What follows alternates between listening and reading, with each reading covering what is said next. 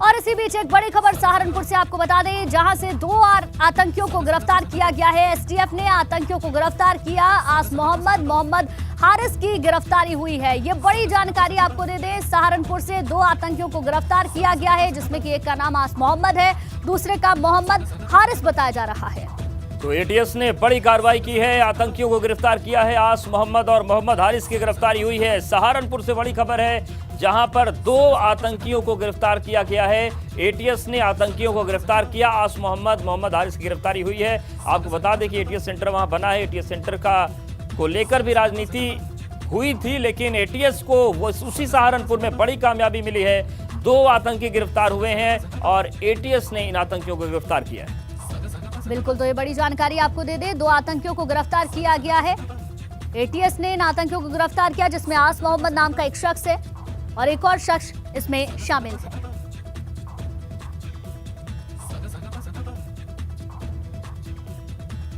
गोला गोकर्णनाथ विधानसभा सीट उपचुनाव में वोटरों से सपा और भाजपा प्रत्याशियों की किस्मत ईवीएम में कैद हो गई।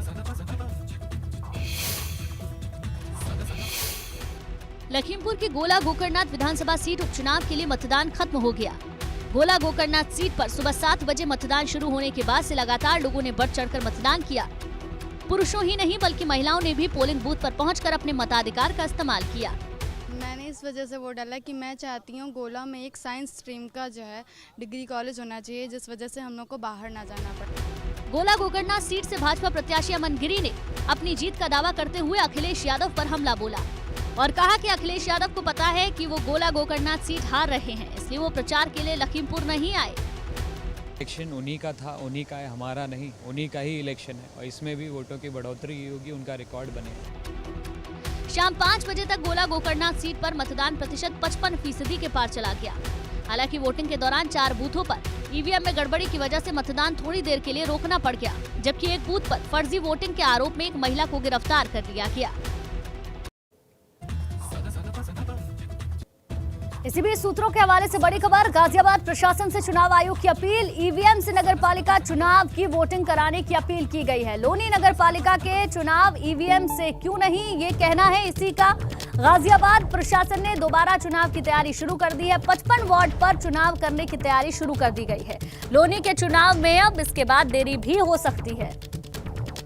तो सूत्रों के हवाले से बड़ी खबर आ रही है, गाजियाबाद प्रशासन चुनाव आयोग ने अपील की है कि ईवीएम से नगरपालिका चुनाव की वोटिंग कराने की अपील है। लोनी नगरपालिका के चुनाव ईवीएम से आखिर क्यों नहीं, ये इलेक्शन कमीशन ने सवाल पूछा है।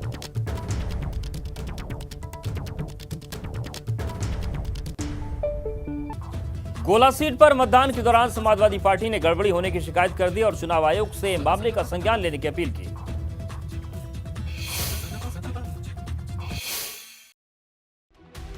समाजवादी पार्टी ने जिला प्रशासन पर भाजपा के लिए काम करने का आरोप लगा दिया। सपा ने अपने ऑफिशियल ट्विटर हैंडल से एक ट्वीट करते हुए लिखा, भाजपा की कठपुतली बनकर काम कर रहा प्रशासन। गोला गोकर्णनाथ के लालपुर में सपा के एजेंट को पूर्व विधायक के भतीजे आशुतोष गिरी ने पोलिंग बूथ से भगाया। भाजपा प्रत्याशी के रिश्तेदार सरकारी नौकरी में होने के बावजूद चुनाव में कर रहे हैं सहायता, संज्ञान ले चुनाव आयोग। गोला सीट से सपा प्रत्याशी विनय तिवारी ने आरोप लगाया कि भाजपा प्रत्याशी अमन गिरी के चचेरे भाई ने एक बूथ से सपा के एजेंट को भगा दिया। लेकिन लखीमपुर के जिलाधिकारी ने सपा के आरोपों को खारिज करते हुए हर बूथ पर शांतिपूर्ण मतदान का दावा किया।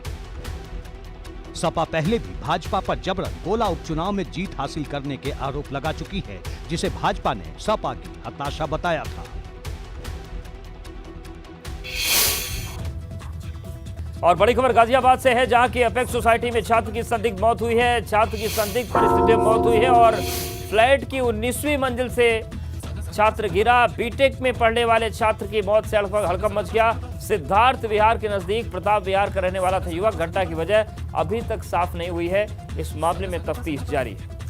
बिल्कुल, तो ये बड़ी जानकारी आपको दे दें, गाजियाबाद की अपेक्स सोसाइटी का ये मामला, जहां एक छात्र की संदिग्ध मौत हुई है। छात्र संदिग्ध परिस्थितियों में फ्लैट की 19वीं मंजिल से गिरा है। अब गिरने की वजह क्या है, ये अभी तक साफ नहीं हो पाया है।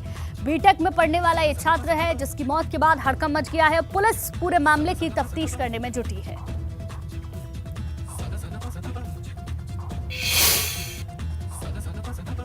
मुख्यमंत्री योगी आदित्यनाथ की अध्यक्षता में गुरुवार को लोकभवन में उत्तर प्रदेश सरकार की कैबिनेट बैठक में शिक्षा विभाग को लेकर बड़े फैसले पर मुहर लगी।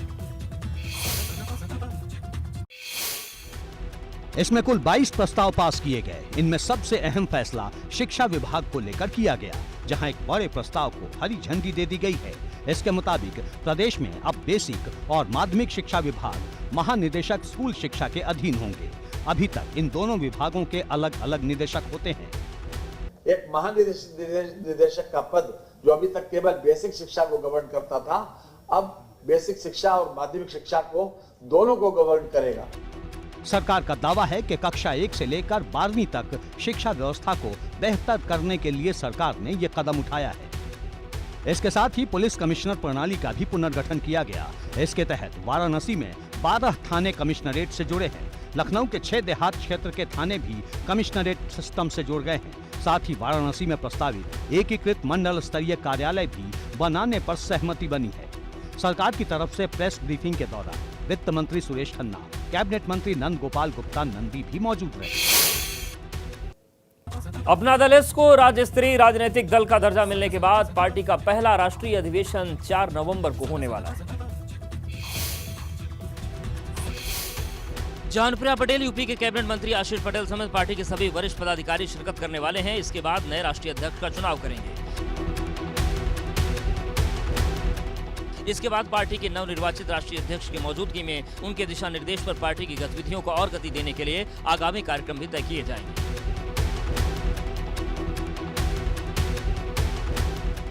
उत्तर प्रदेश विधानसभा चुनाव में अपना दल एस प्रदेश की तीसरी सबसे बड़ी पार्टी के रूप में उभर कर आई।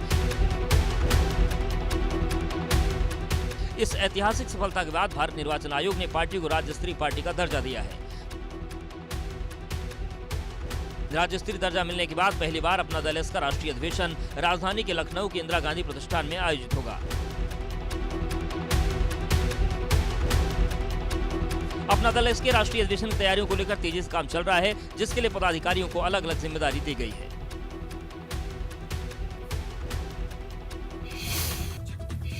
चुनाव आयोग ने आज गुजरात विधानसभा चुनाव की तारीखों का ऐलान कर दिया। गुजरात विधानसभा चुनाव के लिए 2 चरणों में मतदान होंगे।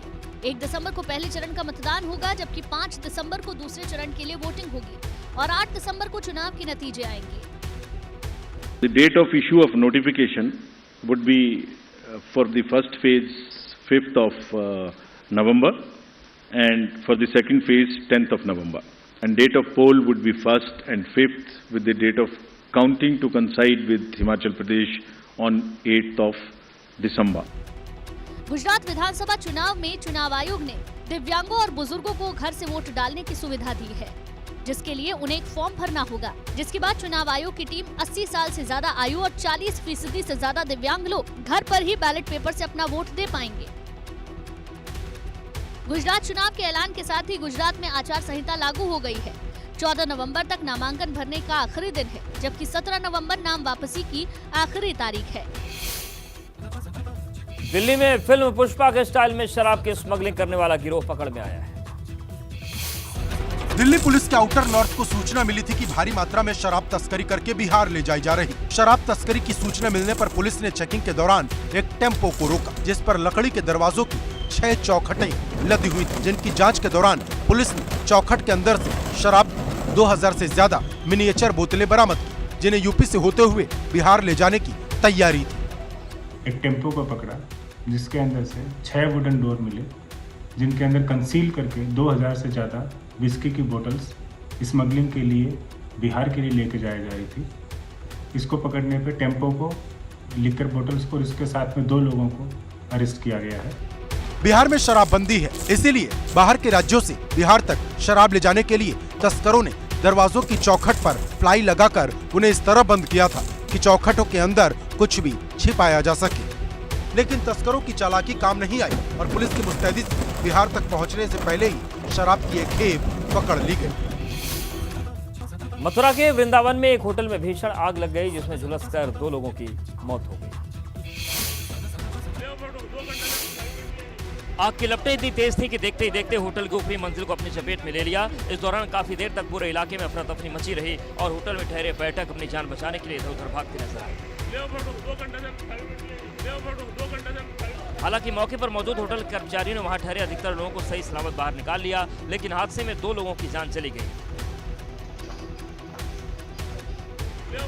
पर्यटकों की माने तो आग लगने की घटना के करीब 1 घंटे के बाद फायर ब्रिगेड मौके पर पहुंची, जिस कारण आग ने भयावह रूप धारण कर लिया। लोगों का कहना है कि अगर वक्त रहते दमकल की गाड़ी होटल पहुंच जाती तो शायद इतना बड़ा नुकसान नहीं होता और न ही लोगों की मौत होती।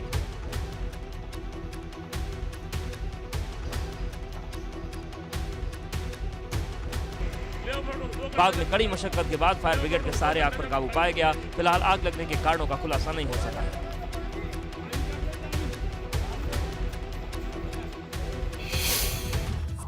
मुंबई एयरपोर्ट पर यात्रियों के सामान की जांच के दौरान जो सामने आया वो बेहद चौंकाने वाला था। गुलाबी जूते के तलवे में हरे हरे डॉलर, लाल साड़ी में डॉलर की हरियाली।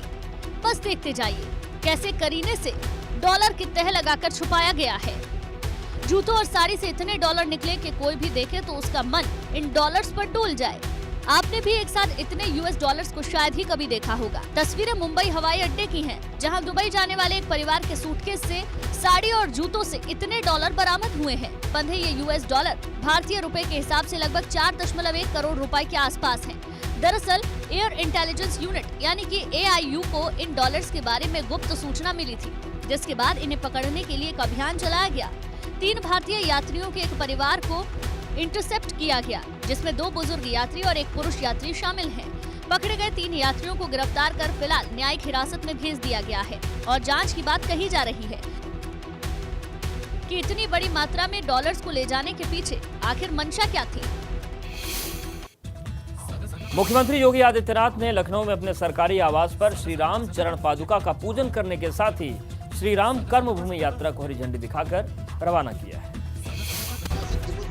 यहाँ मुख्यमंत्री योगी आदित्यनाथ ने मंत्रोच्चारण के साथ विधि विधान से श्री राम चरण पादुका की पूजा अर्चना कर श्री राम कर्मभूमि यात्रा का शुभारंभ किया। इससे पहले उन्होंने करीब 15 मिनट में आरती उतारी और चरण पादुका की पूजा अर्चना की, गंगा जल से आचमन किया और श्री राम चरण पादुका पर पुष्प अर्पित कर भगवान श्री राम से लोक कल्याण की मंगल कामना की। कार्यक्रम की शुरुआत में साधु संतों ने मुख्यमंत्री योगी आदित्यनाथ को भगवान श्री राम पर आधारित पुस्तक और गंगा जल भेंट किया। श्री राम कर्मभूमि यात्रा राम जन्मभूमि अयोध्या से होते हुए बिहार के बक्सर तक जाएगी।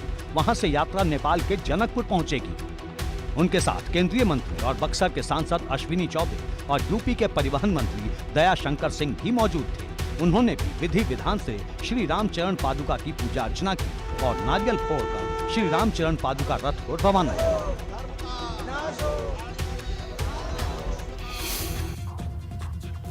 अयोध्या में श्री राम जन्मभूमि में राम मंदिर के गर्भगृह बनाने की जिम्मेदारी मुसलमानों के हाथों में भी दी गई है,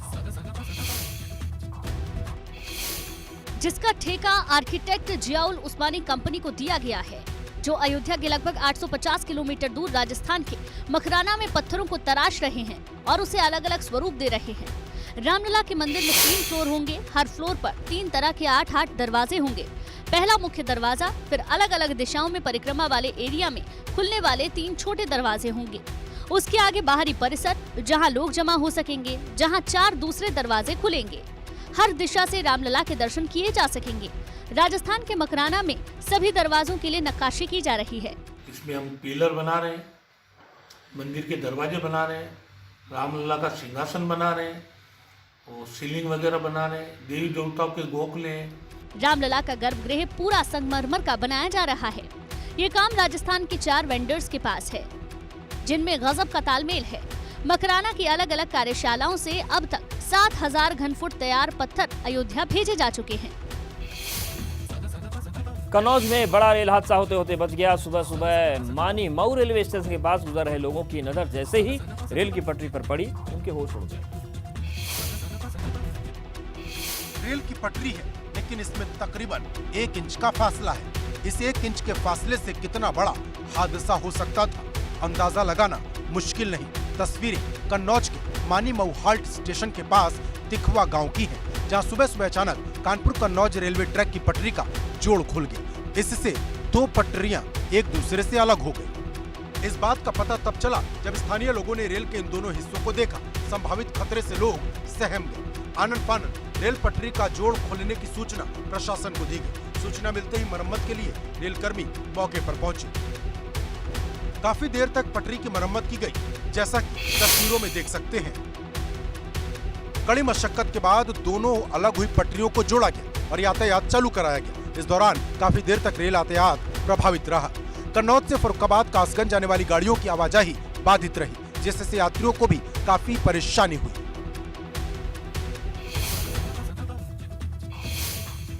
अवैध खनन से जुड़ा माफिया किस कदर बेखौफ है, इसकी एक तस्वीर जालौन से सामने आई, जहां चेकिंग के दौरान एक ARTO बाल बच गया।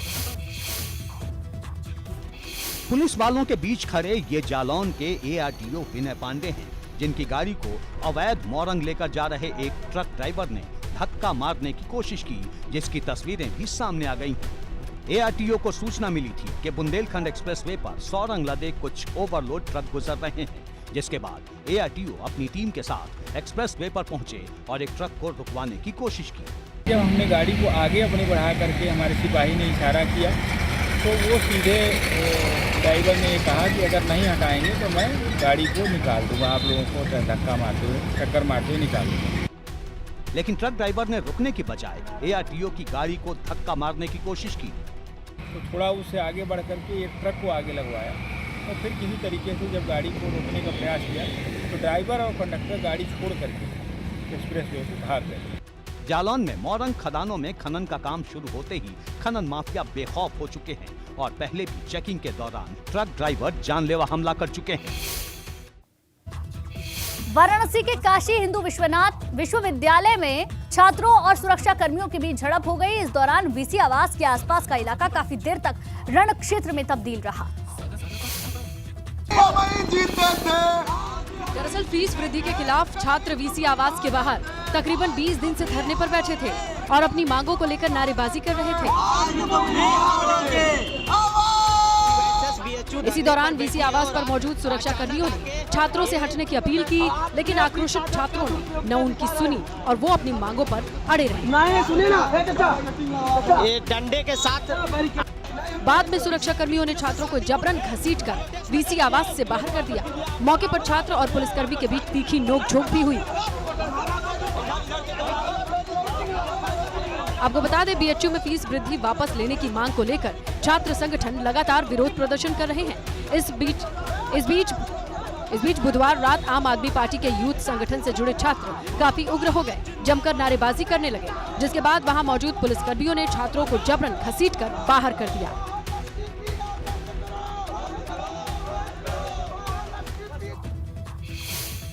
ग्रेटर नोएडा में बेखौफ बदमाशों का आतंक जारी है और इस बार अपराधियों ने टोल के सुपरवाइजर को अपना निशाना बनाया और जमकर मारपीट। तस्वीरें बताने के लिए काफी हैं कि ग्रेटर नोएडा में अपराधियों के हौसले कितने बुलंद हैं। दरअसल बीती देर रात हथियारों से लैस बदमाश टोल प्लाजा पर धमकते हैं, वहां ड्यूटी पर तैनात सुपरवाइजर से मारपीट शुरू कर देते हैं। बदमाशों का जब इससे भी मन नहीं भरा तो सुपरवाइजर की गाड़ी में तोड़फोड़ करनी शुरू कर दी और कार के शीशे तोड़ डाले। जैसा कि तस्वीरों में आप साफ देख सकते हैं कि पीड़ित की गाड़ी कैसे पूरी तरीके से क्षतिग्रस्त हो चुकी है। सुपरवाइजर की किसी से कोई पुरानी रंजिश नहीं थी। हालांकि बाद में मौके पर पहुंची पुलिस ने पीड़ित सुपरवाइजर से पूरे मामले की जानकारी ली और अपराधियों को जल्द से जल्द गिरफ्तारी का दावा किया। पूरी वारदात को लेकर पुलिस ने कैमरे के सामने कोई भी बयान नहीं दिया है।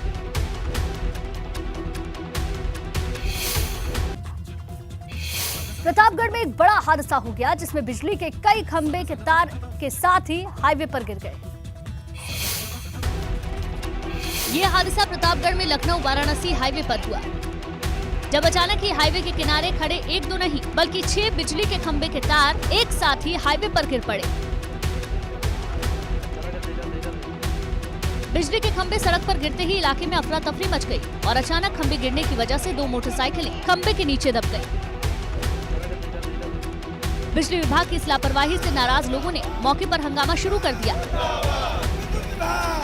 जिसकी खबर मिलते ही मौके पर पहुंची पुलिस ने लोगों को समझाने का प्रयास किया। राहगीरों पर बिजली के खंभे गिरने की इस घटना में 4 लोग भी घायल हुए हैं, जिन्हें स्थानीय लोगों की मदद से सीएचसी में भर्ती करवा दिया गया है, लेकिन प्राथमिक उपचार के बाद सभी घायलों को मेडिकल कॉलेज रेफर कर दिया गया। हादसे के बाद मौके पर मौजूद पुलिस ने एहतियात के तौर पर रास्ता बंद करवा दिया, जिसके चलते यातायात काफी देर तक बाधित हो गया। बाद में जेसीबी की मदद से बिजली के खंभों को उठाकर उन्हें सड़क से हटा दिया गया। मौसम में बदलाव के बाद उत्तर प्रदेश में डेंगू अपना पांव पसारने लगा है और जानलेवा साबित होता जा रहा है। जहां अब तक 9 मरीजों की मौत हो चुकी है, श्रावस्ती जिलों में तो डेंगू की दहशत फैली है। सरकारी आंकड़ों में भले ही फॉगी और ब्लीचिंग पाउडर का छिड़काव कराया जा रहा, लेकिन हकीकत कुछ और ही है। अंबेडकर नगर में तो डेंगू के साथ साथ मलेरिया और एक्यू इंसेफ्लाइटिस भी फैल रहा।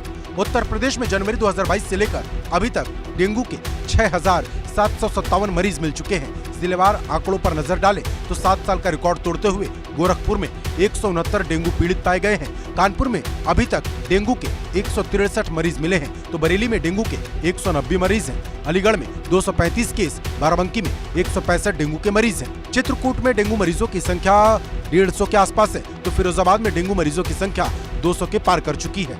सबसे ज्यादा गाजियाबाद की स्थिति खराब है, जहां 2 महीनों में कुल 524 मामले सामने आए हैं। यूपी में डेंगू के बढ़ रहे प्रकोप को देखते हुए डिप्टी सीएम ब्रिजेश पाठक ने इंटीग्रेटेड कमांड सेंटर बनाने के निर्देश दिए, जिससे मरीजों के उपचार और स्वास्थ्य सुविधाओं की निगरानी रखी जाए।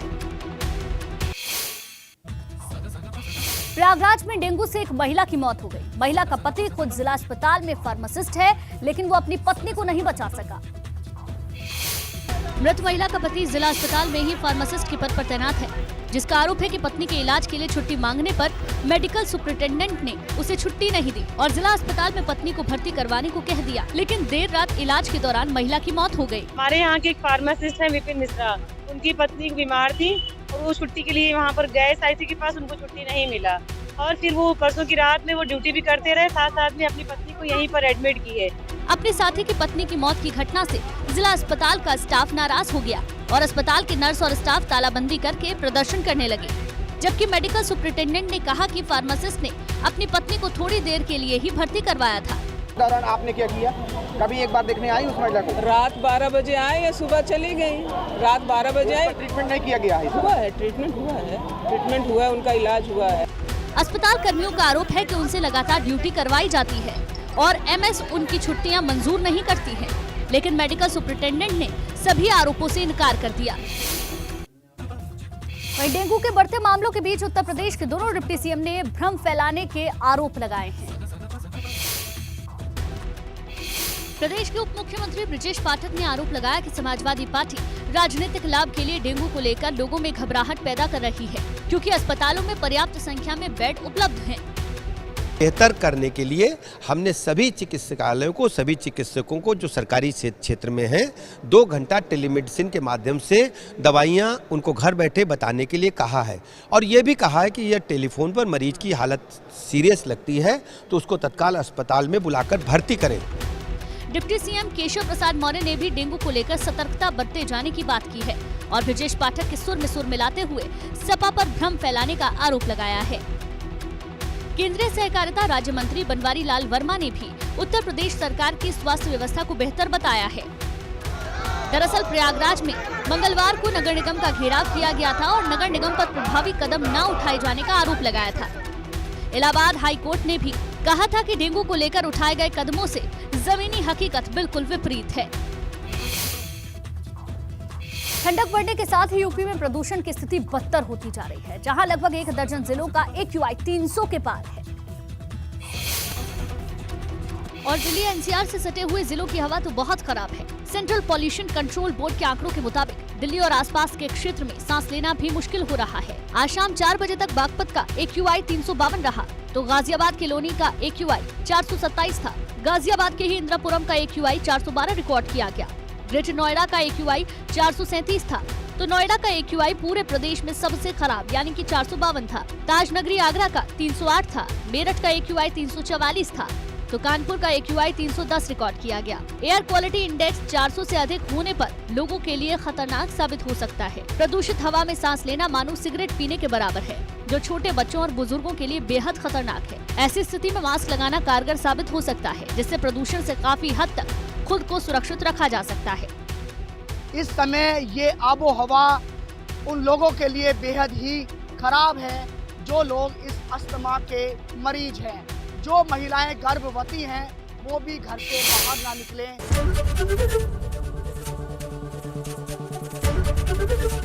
ABP गंगा, खबर आपकी, जुबान आपकी।